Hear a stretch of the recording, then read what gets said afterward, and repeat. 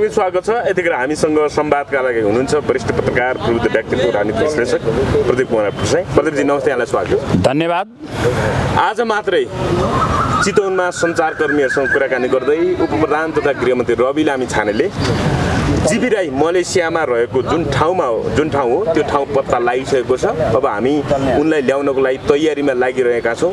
अब मलेसियन गृहमन्त्रीसँग पनि मेरो 2-4 दिन अगाडि मात्रै कुरा भयो, त्योभन्दा अगाडि पनि मैले पटक कुरा गरिसकेको छु भनेर भन्नुभएको छ। अब सायद जीबी राईलाई नेपाल ल्याउन गृहमन्त्रीले कुनै कसर राखेको छैन भन्ने जुन अभिव्यक्ति दिनुभएको छ, यसले गर्दा अब जीबी राई छिट्टै नेपाल ल्याइँदैछ अथवा जीबी राईलाई जीबी राईलाई पक्राउ गरेर नेपाल ल्याइने काम चाहिँ अब छिटै हुँदैछ भन्ने सङ्केत हो अथवा कसरी लिनु भएको छ उहाँको अभिव्यक्तिलाई?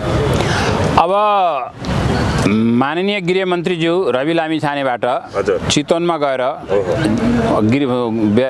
मलेसियाका गृहमन्त्रीज्यूसँग कुराकानी भएको र त्यहाँ जीबी राईको लोकेसन हामीले ट्र्याक गरिसकेका छौँ। मैले त्यहाँको गृहमन्त्रीसँग कुराकानी पनि गरेँ केही दिन अगाडि। अब हामी उहाँलाई ल्याउनलाई पहल कदमी अपनाउँछौँ भनेर भन्नुभएको छ।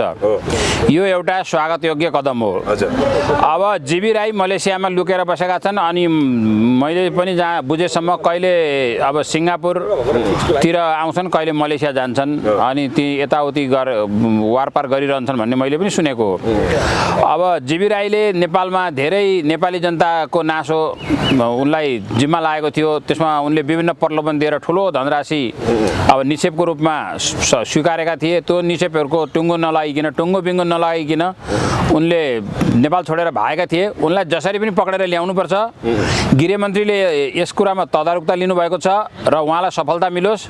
यद्यपि मलेसियासँग हाम्रो देशको दौत्य सम्बन्ध भए तापनि एक्स्ट्राडिसन ट्रिटी अपराधीहरूको सुपुर्दगी सन्धि नभएकोले गर्दा केही कुराहरूमा जीबी राईलाई ल्याउनलाई गाह्रो होला। तर सरकारले चाहेमा त्यहाँको गृह मन्त्रालय मलेसियन प्रहरीसँग तालमेल मिलाएर कोअर्डिनेसन गरेर जीबी राई र यस्ता अन्य फटाहरूलाई विदेशमा गएर नेपाली जनताको सम्पत्ति लुटेर विदेशमा गएर लुकेकाहरूलाई ल्याउनलाई पक्रेर त्यहाँको प्रहरीसँग कोअर्डिनेसन गरेर त्यसलाई जहाजमा चढाएर डिपोर्ट गरिदिएपछि हामीले एयरपोर्टमा एरेस्ट गर्ने प्रक्रिया पुर्याएर उनलाई ल्याएर यहाँ कानुनको कठघरामा उभ्याइनेछ।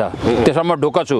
मैले चाहिँ अब जस्तो केही महिना अगाडि मात्रै कान्तिपुर मिडियाले चाहिँ जीबी राई मलेसियाबाट पक्राउ भन्ने खबर थियो होइन। तर जुन चाहिँ गृहमन्त्री रवि लामिछाने जुन फागुन 23 गते उपप्रधान तथा गृहमन्त्रीमा उहाँ नियुक्त हुनुहुँदै थियो, त्यसको भोलिपल्टै 24 गते नै कान्तिपुरले त्यो ढङ्गको समाचार लेखेको थियो। तर त्यो फेक रहेछ भन्ने पुष्टि भयो। अहिले पनि कतिपयले चाहिँ जीबी राई कहाँ छन् भन्ने कुरा रवि लामिछानेलाई थाहा छ भन्ने कुराहरूले पनि एक ढङ्गले आरोप रवि लामिछानेमाथि आरोप आइरहेको छ। अहिले फेरि उहाँले जुन ढङ्गको त्यो कुरा गर्नुभएको छ, के छ उहाँको नियमित सम्पर्कमा थियो भन्ने कुरालाई कतिको तर्कसङ्गत मान्न सकिन्छ? अब नियमित सम्पर्कमा थियो भनेर हामीले त्यसलाई निश्चय गर्न सकिँदैन। किन भन्दाखेरि जीबी राई उनको नियमित सम्पर्कमा भएको भए त्यो कुरा कसरी यहाँबाट उनको टेलिपेथी भएर जाने होइन, आखिर कुनै प्रविधि प्रयोग गरेर नि उनले सम्पर्क गर्ने हो।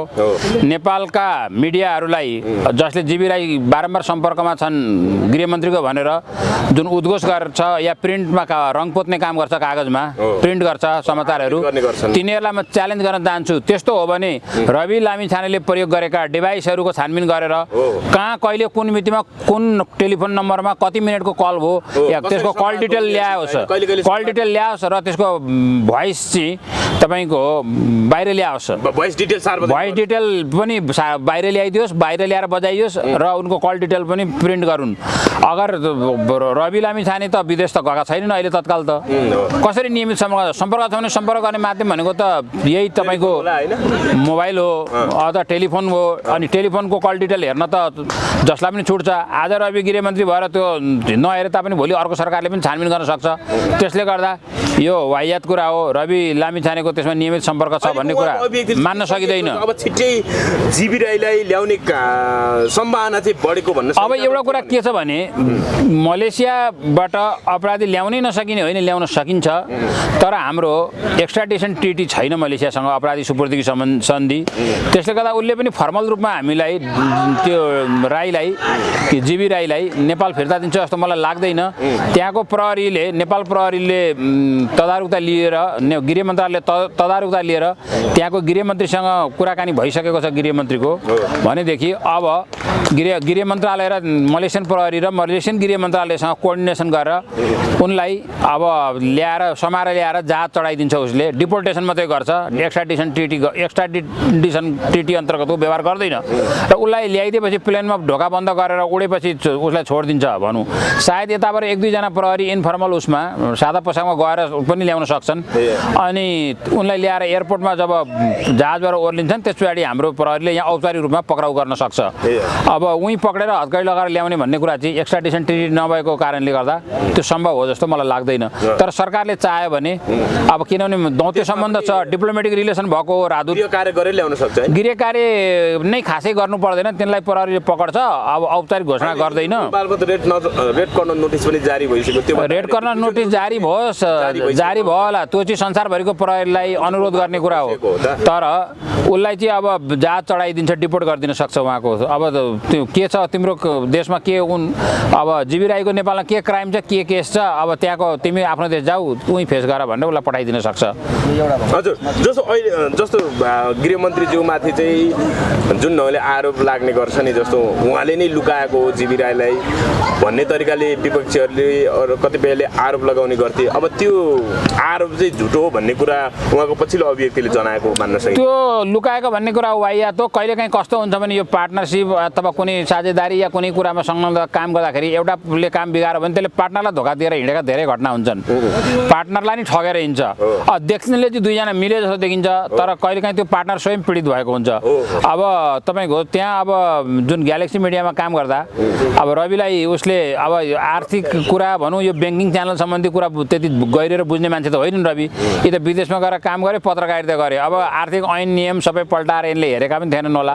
त्यति बेला उनले कुनै अब लिगल तपाईँको एडभाइजर पनि राखेनन् होला अनि उनलाई त्यो रविले चाहिँ अब को प्रभावशालीता देखेर अझ धेरै पैसा उठाउन सकिन्छ ठग्न सकिन्छ भनेर रविको नामलाई उसले रविका नाम बदनाम गरेको जस्तो राम नाम गरेको मान्छेले भगवान रामको नाम बदनाम गरे जस्तै रविको नाम चाहिँ अहिले बदनाम गरेको पनि हुनसक्छ त्यसले गर्दा उसलाई पक्रेर ल्याएर यहाँ पाता फर्काएर बयान लिएपछि अनि सबै कुरा बाहिर हुन्छ सत्य कुरा आउँछ जुन ढङ्गको यो पछिल्लो अभिव्यक्ति छ चितवनमा गएर त्यो अभिव्यक्तिले पनि उहाँ चाहिँ कुनै कसर बाँकी नराखिकन जीवी राईलाई चाहिँ नेपाल ल्याउनको लागि उहाँले गृह कार्य गरिराख्नु भएको छ होइन टेन्सन छ नि अब एउटा कुरा के छ भने रवि लामिछानेलाई गृहमन्त्रीलाई यो कुरामा टेन्सन छ किन टेन्सन छ भन्दा अब पहिला नल्याउँदा पनि अब जानी नजानी ग्यालेक्सी टिभीमा जोडिन पुगिहाल्यो नि अब अहिले आक्षेप लाग्यो बात लाग्यो भनौँ न अब सबैले रवि भन्छन् त्यसमा प्रतिपक्ष भनौँ मूल प्रतिपक्ष अब कङ्ग्रेसले त्यसलाई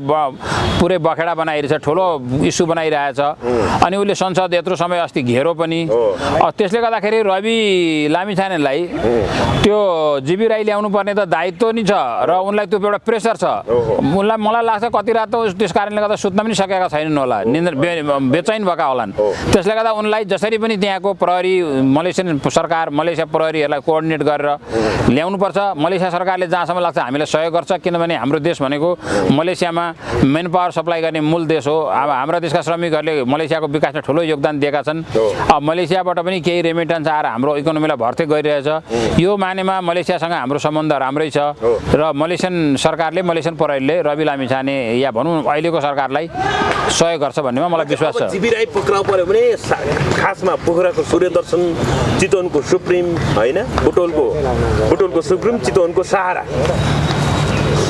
अब यसमा भएका रकम अपचलन सम्बन्धी विषय चाहिँ अब एक ढङ्गले भन्दाखेरि अब पीडित बचतकर्ताहरूले पैसा फिर्ता पाउने अथवा कुनै न कुनै ढङ्गले न्याय पाउने सम्भावना चाहिँ हत्तै बढ्यो होइन न्याय पाउने सम्भावना बढ्यो अनि अर्को कुरा के भने अब जीवी राई भनेर विपक्षीहरूले जुन ढङ्गले यो संसदमा बखेडा गर्ने सदन तताउने पत्रिकामा कालो पोत्ने भनौँ न म यद्यपि त्यस्ता अनर्गल समाचारलाई न्युजै मान्दिनँ त्यो पत्रिकामा अब मसी पोत्ने काम हुन्छ हुन्छ त्यो बन्द हुन्छ अनि उनीहरूले झुटको खेती गर्न पाउँदैनन् त्यसले गर्दा र त्यो जीवी राई पक्राउ पर्नु चाहिँ अब पीडितहरूको पक्षमा पनि छँदैछ पीडितको पक्षमा पनि एउटा प्रगतिशील काम हो अब उनीहरुलाई ढाडस हुने अनि मेन मान्छे पक्रियो अब होइन त्यसलाई त एउटा कुरा त्यो मात्रै होइन नेपाललाई ठगेर भागेका हरेक ठगहरूलाई पक्रेर ल्याउनुपर्छ यहाँ हजारौँ ठगहरू भागेका छन् अहिले जीवी राईलाई त प्रतिपक्षले र गृहमन्त्रीसँग जोडिएको हुनाले बढी हाइलाइट गर्यो त्यस्ता हजारौँ ठगहरू भागेका छन्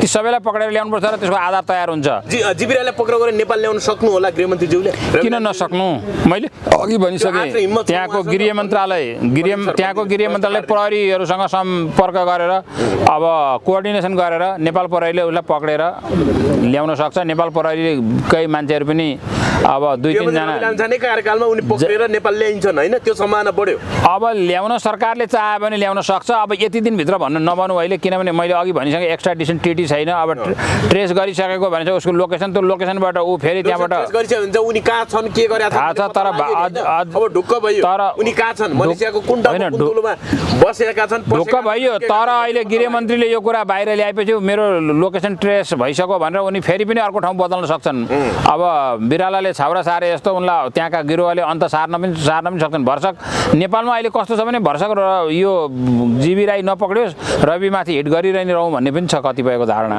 त्यसले गर्दा यिनीहरू त जीवी राईलाई त्यत्तिकै अब त्यो लुकाएर राख्न पाएदेखि अथवा उनी अझै नपक्रेदेखि रविलाई खेदिरहन राजनीति लुकाएको भनेर दाग लगाइरहन मिल्थ्यो भन्ने राजनीति कतिपयको अब यस्तो छ राजनीतिको खिचडी पकाइराख्न पाइन्छ भन्ने कुरा हो यो प्रहार गर्न पाइन्छ राजनीतिको खिचडी पकाउने भन्छ यसलाई अनि सहकारी एउटा बन्द रचे भन्ने त्यो के भने कहिले पनि समाप्त नहोस् बिरबलको खिचडी पाके जस्तो पाकि नै रहोस् त कहिले पनि पाकेर तयार नहोस् भने जस्तो यो कहिले पक्राउ नपरोस् हामीले विरोध गर्न पाइरहौँ भन्ने खालको भावना छ कतिपयलाई अब तिनीहरूको त खेती नै बन्द हुन्छ अब जस्तो अब अहिले अन्तर्वार्ता गरिरहेको हामी असार 6 गते भोलि फेरि 7 गते रवि लामिछानेज्यूको विषयमा सर्वोच्च अदालतमा फेरि चौथो पटक सुनवाई हुँदैछ अब कतिपयले त सर्वोच्चमा उनी विरुद्ध पर्याप्त प्रमाण नपुगेको भन्दै रिट नै खारेज हुने सम्भावना छ यो रिट भनेको गृहमन्त्रीको पद जाने रिट होइन पनि भनिराख्नु भएको छ तपाईँलाई के लाग्छ अब हामी बस गर्दा गर्दै सायद केही घन्टाभित्र रविको बारेमा सुनवाई होला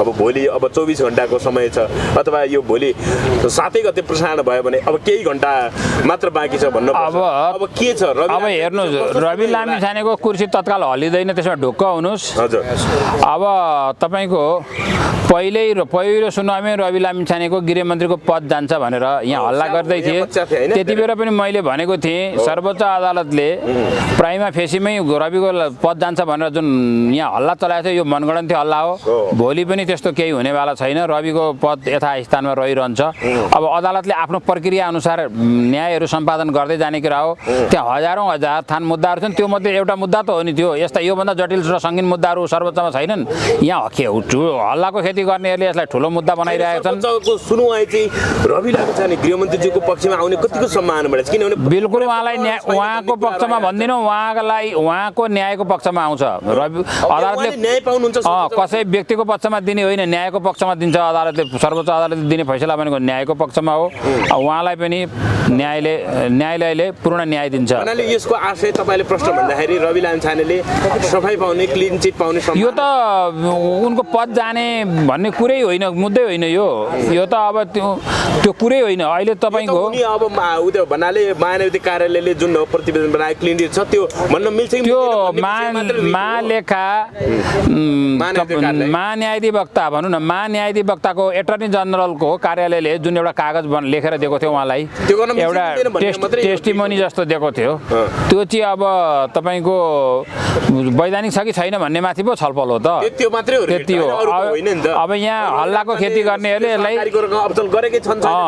तिलको पहाड बनाइरहेका छन् त्यो व्यर्थ हो केही पनि छैन त्यसमा अदालतले न्याय दिन्छ भोलि नै आउला त्यो भोलि नै नआउला किनभने त्यसको प्रक्रिया अब सुनवाई हुन्छ 2-4वटा सुनवाई पनि सकिएला भन्ने छैन अब तर पनि कुनै अब ढिलो चाँडो तर दिन्छ सुनर अर लेटर उहाँले पाउनुहुन्छ तपाईँलाई चाहिँ रवि लामिछाने निर्दोष छ भन्ने आधारहरू के छन् जस्तो अब एउटा कुरा म यसो भन्छु रवि लामिछाने निर्दोष छन् दोषी छन् भनेर एसर्ट गर्ने काम अदालतमा मुद्दा परिसकेको छ मैले बोल्न मिल्दैन अदालतलाई प्रभावित पारेर तर तथ्य प्रमाण आएका छन् तर म के भन्छु भने यो देशै रविले बिगारो भन्ने जुन भाष्य सिर्जना गर्छ यो गलत कुरा हो। उनी भर्खरै सरकारमा पुगेका छन्, उनी राजनीतिमा आएको धेरै भएको छैन। यो देश बिगार्नमा अरू धेरै पक्ष पार्टीहरू जिम्मेवार छन्। रवि त नयाँ खेलाडी हुन्। अब नयाँ खेलाडीले त भर्खर राजनीतिको खेल सिकिरहेका छन्। अब उसले यसो गर उसो गर भन्छन्। यी नेताहरूले अन्य नेताहरूले जे गरेका छन् त्यसको एकांश मात्रै यिनले गरेका होलान् अहिलेसम्म जे गरे पनि। अब 99 अंश त अन्य दलहरूले गरेका छन्। त्यसले गर्दा रविले नै सबै अस्तव्यस्त जे छ नेपालको त्यो सबै रविको कारण भन्ने खालको भाष्य सिर्जना नगरियोस् भन्ने मेरो भनाइ छ। जस्तो जुन ढङ्गले रवि लामिछाने गृहमन्त्री भइसकेको पछाडि कैलालीको टिकापुरमा आर्जु देउबा जो नेपाली काङ्ग्रेसको सभापतिको धर्मपत्नी शेरबहादुर देउबाको धर्मपत्नी पनि हुन्छ, उनले पनि कैलालीको टिकापुर जग्गा 30 बिघा झन्डै 600 कट्टा जमिनमा केही जग्गाहरूमा उनले पनि हिनामिना गरेको भन्ने आरोप समाचारहरू आएका छन्। त्यो विषयमा सिआइबीको टोली त्यहाँ पुगेर अनुसन्धान प्रतिवेदन अर्कै हुँदैछ भन्ने कुरा छ। तर होइन, अनुसन्धान प्रतिवेदन मैले बुझेसम्म सुन्नुहोस् न, मेरो प्रश्न क्लियर गर्न दिनुहोस् प्रदीप सर। अनि नेपाल बाल संगठन बाल मन्दिरको जग्गामा पनि नक्सालको जग्गामा पनि 22 जना विरुद्ध पक्राउ जारी भइसकेको छ। 2046 सालको जनआन्दोलनको नेता सुप्रिम कमान्डर नेपाली काङ्ग्रेसका नेता स्वर्गीय गणेश मानसिंहकी छोरी रीता सिंह वैद्यहरू परेको भन्ने छ। उनी विरुद्ध पनि पक्राउ जारी भएको अवस्था हो। उनी सहित 22 जना विरुद्ध पक्राउ जारी भएको अवस्था हो। तर उनीहरू पनि पक्राउ परेका छैन। तर गृहमन्त्रीज्यूले चाहिँ केही गर्न चाहेको तर उच्च नेतृत्वबाट रोकिएको भन्ने पनि चर्चा छ। यसलाई कसरी तपाईको टिकापुरको जुन प्रतिवेदनको कुरा गर्नुभयो त्यो गृहमन्त्रीलाई बुझाइसकेको होइन। सिआइबीले गृहमन्त्रीज्यूलाई प्रतिवेदन बुझाइसकेको भन्ने मैले सुन्नमा आएको छ। अब त्यो कहाँसम्म कति सत्य हो गृह मन्त्रालयले त्यसबारे होइन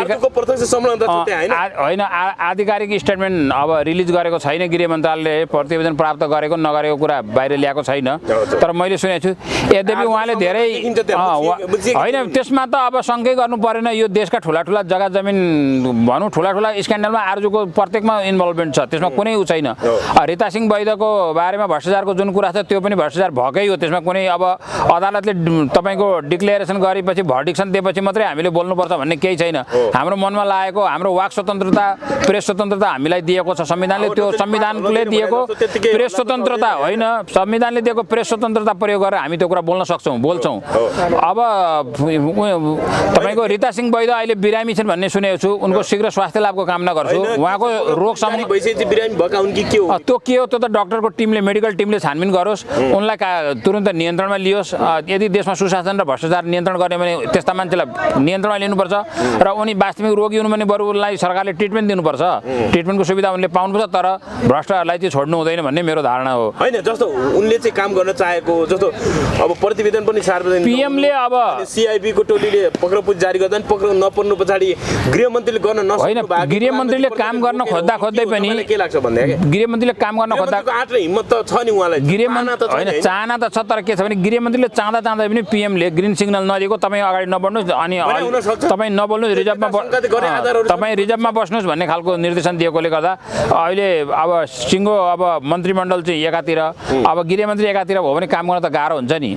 अब त्यसमा पनि अब प्रहरी प्रशासनले पनि अब कति सहयोग गरिरहेको छ त्यो पनि एउटा कुरा हुन्छ। अब नेपाल प्रहरी फुल्ली सपोर्टमा छ कि छैन, अब सूचना कलेक्सन गरेर सही सत्य तथ्य जानकारी पनि राष्ट्रिय अनुसन्धान विभागले के काम गर्दैछ बा गृहमन्त्रीलाई नि गुमराहमा पारिरहेको छ कि त्यो पनि कुरा छ। अनि धेरैवटा फ्याक्टरले काम गर्छ यो सब कुरामा। अनि गृहमन्त्रीले मात्रै चाहेर पनि हुँदैन, कहिलेकाहीँ मन्त्रीलाई असफल बनाइन्छन् ब्युरोक्रेसीहरूले। अब गृह मन्त्रालयको ब्युरोक्रेसीले के गरिरहेछ अब भित्रको कुरा पलपलको बाहिरतिर उनीहरूले बाहिर पुर्याइ पो रहेका छन् कि त्यस्ता मुद्दा भ्रष्टाचारमा संलग्नहरूलाई। अब गृहमन्त्रीज्यू अब केही गर्ने आँट भएको र युवाहरूको आशाको ढुकढुकी पनि भएको हुनाले यदि साँच्चै उहाँलाई कसैले अवरोध गरेको छ सत्ता गठबन्धनभित्रै उच्च नेतृत्वले अवरोध गरेको छ गर्न दिएको छैन भने त उहाँले जनतालाई भन्दा भयो नि होइन र। अब उहाँले जनतालाई आह्वान गर्नुपर्छ। अब दलका अन्य सरकारका कोलिसनका आफ्नो पार्टनरहरूले उहाँलाई अवरोध पारेको छैन। उहाँले जनतासँग प्रश्न राख्नु पर्यो कि मेरो चाहना यो थियो नेपालमा परिवर्तनको लागि यस्तो काम गर्ने, भ्रष्टाचार रोक्न यो काम गर्ने। तर मलाई यी अहिलेको सरकारको कोलिसनका साथीहरूले सहयोग गरेनन्। अब हामी यसरी काम गर्न सक्दैनौँ। अब जनता तपाईँहरूकोले मलाई समर्थन दिनु पर्यो भन्यो भने पब्लिकले त बाटोमा प्रेसरको ग्रुपको रूपमा त अब लाखौँ मान्छेहरूको र्याली निक्लिहाल्छ। साँच्चै उहाँलाई अवरोध भएको छ भने प्रश्न भन्नु पर्यो गृहमन्त्रीज्यूले। प्रश्न भन्नुपर्छ, जनताले साथ दिन्छ, एकदम प्रश्न भन्नुपर्छ र जनताको साथ लिनुपर्छ। अनि जनताको साथ लिएर उहाँले त्यो कुरा प्रतिवेदनलाई सडकबाट पनि उहाँले बाहिर ल्याउन सक्नुहुन्छ। गृह मन्त्रालयमै गर्छ भने छैन, टुँडिखेलमा आमसभा गरेर लाखौँ जनताको अगाडि त्यो प्रतिवेदन सार्वजनिक गरिदिए हुन्छ। गर्न चाहँदा कसैले रोकेको छ भने तपाईँहरू पनि साथमा हुनुहुन्छ हैन? बिल्कुल होइन, त्यो त बिल्कुल हो नि। लामो समय पत्रकारिता पोजिटिभ जनता पछि कसैले पोजिटिभ हेर्नुहोस्, यथार्थ कुरा खुलाउँछ भने तपाईँ पनि साथमा हुनुहुन्छ। पोजिटिभ कामको लागि त म मात्रै होइन, हजारौँ लाखौँ छन् यस्ता मान्छे, म पनि छु। इन्डिभिजुअल कुराको मलाई सोध्नु भएको भने म पनि उहाँको साथमा हुन्छु। तर म मात्रै होइन, काठमाडौँका 10औँ लाख मानिस उहाँको पक्षमा हुन्छन्। सत्य तथ्य बाहिर आउनु पर्यो। सत्य तथ्य बाहिर आउनु पर्यो। दोषी को छ निर्दोष को छ छुट्याउनु पर्यो। अनि दोषीलाई कानुनको कठघरा ल्याउनु पर्यो। निर्दोषहरूलाई बदनाम पनि गर्नु हुँदैन। यसको मतलब यो होइन कि कोही निर्दोष छ तर उसलाई सधैँभरि बदनामी गरियोस्, त्यो डिफेम चाहिँ गर्नु हुँदैन।